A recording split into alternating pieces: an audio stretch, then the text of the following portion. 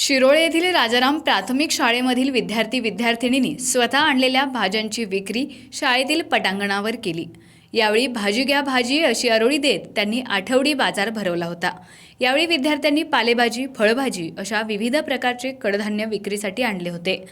तसेच काही विद्यार्थ्यांनी पाणीपुरी, भेळ, विविध प्रकारच्या खाद्यपदार्थांचे स्टॉल विक्रीसाठी लावले होते।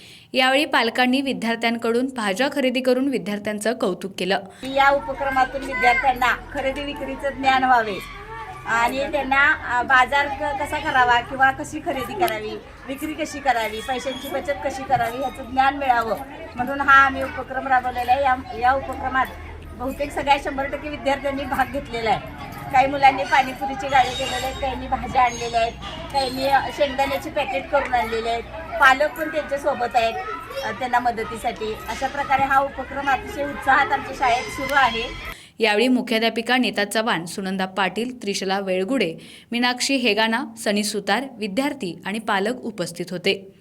लाईव्ह मराठीसाठी शिरोळहून सुभाष गुरव।